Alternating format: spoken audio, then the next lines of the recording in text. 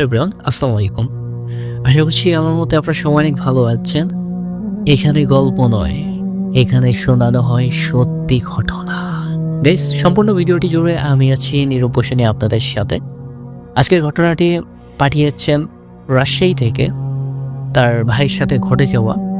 তো আপনাদের মাঝে শেয়ার করতে বললো। এই ঘটনাটি আমার কাছেও মনে হলো যে আপনাদের মাঝেও শেয়ার করা উচিত, তাই আজকের ভিডিওটি আপনাদের জন্য। সময়টা ছিল 2007 সাল। 5 বছর সৌদি আরব থেকে বাংলাদেশ আসছে। আমি সৌদি আরব থাকতে আমার বোনের বিবাহ হয়, সেই জন্য ওদের বিবাহে আমি অংশগ্রহণ করতে পারিনি। দেশে আসার পর কিছুদিন পরে বোনের বাড়িতে যাওয়ার সিদ্ধান্ত নেই। বোনকে বিবাহ দেওয়া হয়েছে চট্টগ্রামের হাটহাজারীতে। সেদিন বোনের বাড়িতে যাওয়ার উদ্দেশ্যে রওনা দিই। রাত 11:30টায় ওদের বাড়িতে পৌঁছাই। বাস স্ট্যান্ডে নামার পরে বোন জামাই আমাকে এসে নিয়ে গিয়েছিল। আমার বোনের বাড়িতে যেতেই একটি পাহাড় বাদে আমি এবং আমার বোন জামাই রিকশায় করে যতদূর যাওয়ার সম্ভব গিয়েছিলাম। এরপর আমরা পাহাড়ের ডাল দিয়ে হেঁটে যাচ্ছিলাম, আর আমার বোন জামাই এদিক সেদিক আমাকে সবকিছু দেখাচ্ছিল। পাহাড়ের ঢলে একটি মসজিদ দেখলাম। বোন জামাই আমাকে বলল, এটি আমাদের মসজিদ। এরপর বাসায় গিয়ে সবার সাথে পরিচয় হয়ে খাওয়া দাওয়া করি। বাসায় এছাড়া নামাজ আদায় করে ঘুমিয়ে পড়লাম। হঠাৎ আমার ঘুম ভেঙে গেল। আমি ভাবলাম হয়তো ফজরের আজান দিয়েছে, তাই ঘুম থেকে উঠে ওদের দরজা খুলে মসজিদে যাওয়ার উদ্দেশ্যে রওনা দিলাম। আমি 5 ওয়াক্ত নামাজ আদায় করি আলহামদুলিল্লাহ। তখন আকাশে বড় চাঁদ। আমি মোবাইল ফোন বা টর্চ লাইট কিছুই নেইনি। বোনের বাসা থেকে মসজিদ যেতে 5 থেকে 7 মিনিট সময় লাগে। হেঁটে হেঁটে মসজিদে চলে গেলাম। উঁচু করে মসজিদে ঢুকলাম। মাশাআল্লাহ, সম্পূর্ণ মসজিদ ভরা মজলিস। এই দৃশ্য দেখে খুবই ভালো লাগলো, কিন্তু একটা বিষয় আমি নোট করলাম, মসজিদে যত মুজলিস আছে সকলেই সাদা পাঞ্জাবি পরিহিত, এবং মসজিদ থেকে এত সুন্দর একটা সুঘ্রাণ আসছে যা আমি আগে কখনো পাইনি। মনে হচ্ছে কোনো জান্নাতের বাগিচায় আছি। আমি মসজিদে প্রবেশ করে সুন্নত আদায় করে নিলাম। সুন্নত শেষ করে কিছুক্ষণ বসলাম। বাকিরা কেউ সুন্নত আদায় করছে, কেউ কোরআন তেলাওয়াত করছে, আবার কেউ তসবিহ পাঠ করছে। কিন্তু ইমাম সাহেব সুন্নত আদায় করে মুসল্লিদের দিকে তাকিয়ে তাসবিহ পাঠ করছে। ইমাম সাহেব আমার দিকে তাকিয়ে একটা মুস্কি হাসি দিলেন। এর কিছুক্ষণ পরে জামাত শুরু হয়ে গেল। জামায়াতের সাথে ফজরের নামাজ আদায় করে নিলাম। খোদার কসম ভাই, ইমাম সাহেবের তেলাওয়াত এত সুন্দর, এত সুন্দর যা বলে বোঝাতে পারবো না। জামাত শেষ করে আমি পিছনে তাকিয়ে লক্ষ্য করলাম বাইরে এখনো সূর্যের আলো দেখা যায়নি, কিন্তু জামাত শেষ হওয়ার পরে তো সকালের আলোটা একটু বাইরে ছড়িয়ে পড়ে। যেহেতু আমি মসজিদে আছি, তাই কোনো বিষয়ে আমার কোনো কিছুই ভয় পাওয়ার কোনো কারণেই নেই। মোনাজাত শেষ করে আমি যখন মসজিদ থেকে বের হতে যাব, তখন ইমাম সাহেব আমাকে ডাক দিলেন। আমি পিছনে ফিরে তার কাছে গেলাম। ইমাম সাহেব আমাকে পরিচয় জিজ্ঞাসা করলো। আমি তাকে আমার পরিচয় দিলাম।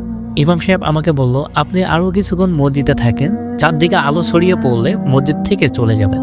আর যদি কোনো সমস্যা হয় তাহলে ইয়ামিন বলে 3 বার ডাক দিবেন। ওই বলে ইমাম সাহেব মসজিদ থেকে বের হয়ে গেলেন। কিন্তু আমি ইমাম সাহেবের কথা কোনো মর্মে বুঝতে পারলাম না। তিনি কেন আমাকে পরে যেতে বললেন, আর কোনো সমস্যা হলে ইয়ামিন বলে ডাক দিতে বললেন কেন? তাহলে ইমাম সাহেব কি ধরনের সমস্যার কথা বলছেন? যেহেতু একজন ইমাম সাহেব আমাকে বলেছে একটু পরে যেতে, তাই আমি মসজিদে বসে রইলাম। অবাক করা কাণ্ড, প্রায় মিনিট 20 পরে একজন মুরব্বী মসজিদে আসলেন। তিনি আমার থেকে আমার পরিচয় নিয়ে মসজিদে আজান দিলেন। আজান শেষে বললাম, আরে কাকা, মসজিদের জামাত তো শেষ হয়ে গেছে, আর আপনি এখন আসছেন আজান দিতে? কথাটি শুনে কাকা আমার দিকে এক দৃষ্টিতে তাকিয়ে রইল। আরে বাবা, তুমি এইসব কি বলছো? এখন তো আজানের সময় হয়েছে, নামাজ শেষ হলো কখন? তখন আমি মুরব্বীর সাথে তর্কাতর্কি করে দিই। আরে আজানের কিছুক্ষণ পরেই গ্রামের নামাজি ব্যক্তিরা মসজিদে চলে আসলো। সেই সাথে আসলো ইমাম সাহেব, এবং কিছুক্ষণ পরেই মসজিদে আবার জামাত হলো। আমি দ্বিতীয়বারও জামাতে শরিক হলাম। জামাত শেষ করে মসজিদে ইমাম সাহেবকে সব ঘটনা খুলে বললাম। সে আমাকে অভয় দিয়ে বলল, আপনি জিনদের সাথে নামাজ আদায় করেছেন, ওরা সকলেই ভালো জিন, তাই আপনার কোনো ক্ষতি করেনি ওরা। এই কথা শুনে আমি অবাক হয়ে গেলাম। মনের ভিতরে যদি কিছুটা ভয় কাজ করছিল, তবে ভালো লাগছিল এই ভেবে জিনদের ইমাম সাহেবের ব্যবহারটা অসাধারণ ছিল, এবং তার কোরআন তেলাওয়াতটা কতই না মধুর ছিল। এরপর আমি বোনের বাসায় চলে যাই। হাট হাজিটারি এলাকাটা ঘুরে দেখছি, সবার সাথে পরিচয় হয়েছিল। ওইখানে যাওয়ার 3 দিন পরে জানতে পারি আমার বোন জামাইয়ের বড় ভাই মাহবুব 2 বছর ধরে অসুস্থ।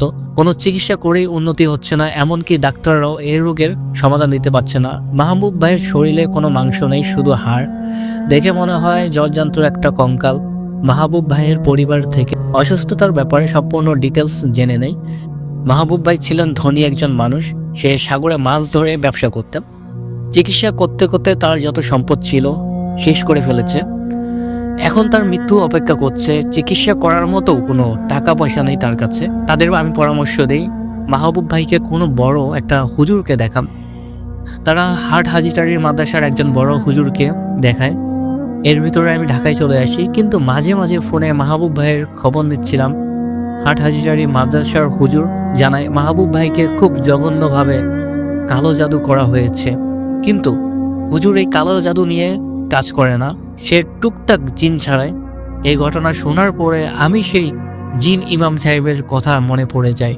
সেও তো বলেছিল যদি কোনো সমস্যা হয় রাতে মসজিদে গিয়ে ইয়ামিন বলে যেন তাকে ডাকি। আমি রাত 3টার দিকে চলে যাই, তখন রাত 3টে বাজে। পাহাড় ঢালে সেই মসজিদে গিয়ে প্রথমে ভালোভাবে উজু করি, তারপর মসজিদে প্রবেশ করি, ইয়ামিন ইয়ামিন বলে ডাক দেই। মসজিদটি টিনের উপরে একটি ঢিল পড়ার শব্দ শুনতে পাই, অনেক জোরে ছিল। দেখতে পাচ্ছি দূর থেকে হেঁটে আসছে সেই ইমাম সাহেব। তাকে দেখে ভয় পাচ্ছিলাম, আবার সাহসও পাচ্ছিলাম। যদি সে আমার ক্ষতি করতো তাহলে তো সেই দিনেই করতো। ইমাম সাহেবের দূর থেকে আমাকে সালাম দিল, আমি সালামের উত্তর দিলাম। ইমাম সাহেব বলল, আমার নাম ইয়ামিন, আপনি হয়তো জেনেছেন আমি মানুষ নই, জিন। আমি তো সেই দিন ইমাম ইয়ামিনকে আমার পরিচয় দিয়েছিলাম, তাই তাকে আর আমার পরিচয় দিতে হলো না। সে জিজ্ঞাসা করলো কি জন্য আমাকে ডেকেছেন ভাই। আমি তাকে মাহবুব ভাইয়ের সমস্ত ঘটনা খুলে বলি। ইয়ামিন ভাই আমাকে জানায় আপনি আমাকে আজকে সময় দিন, আমি সমস্ত ব্যাপারটা জেনে আপনাকে আগামীকাল জানাবো। আমি তার কথায় সম্মতি জানিয়ে তাকে বিদায় দেই। প্রায় 2 ঘন্টার মতো তার সাথে কথা বলছি, এরপর একেবারে মসজিদ থেকে নামাজ পড়ে বোনের বাসায় ফিরি। এই 2 ঘন্টা ইয়ামিনের সাথে আমার একটা বন্ধুত্ব গড়ে উঠেছে।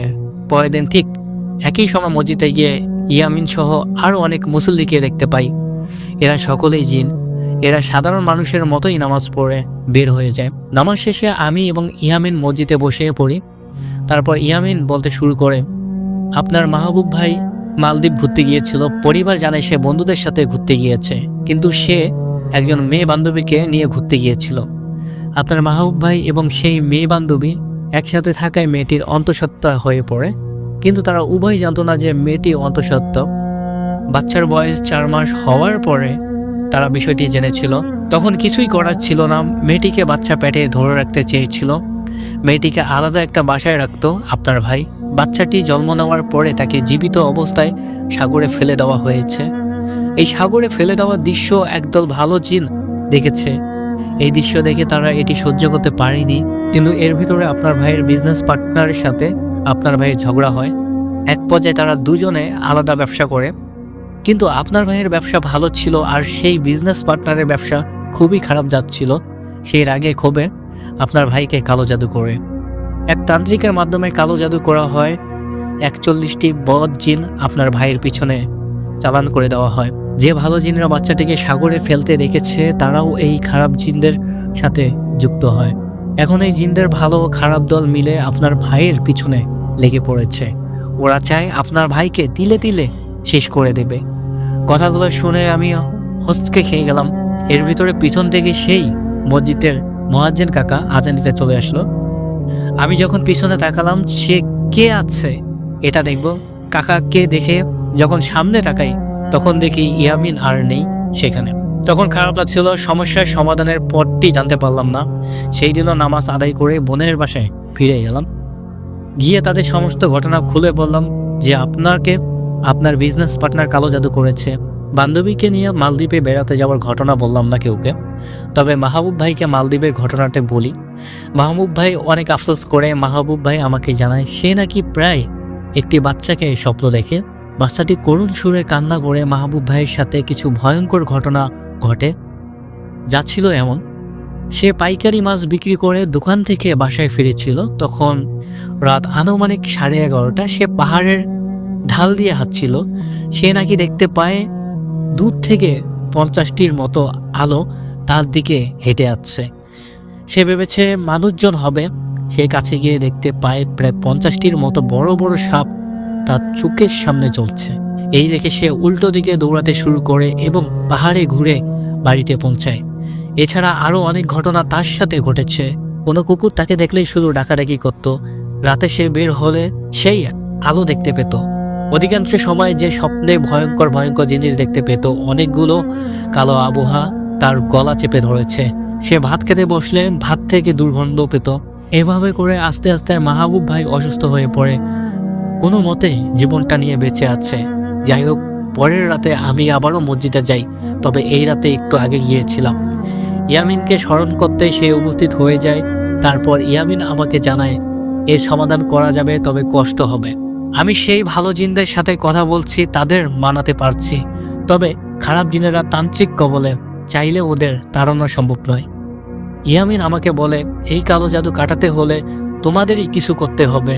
আগামীকাল আমি তোমাকে একটি পাহাড়ের উপর নিয়ে যাব। গাইস, এই ঘটনাটি আপনাদের কেমন লাগলো অবশ্যই কমেন্টে জানাবেন।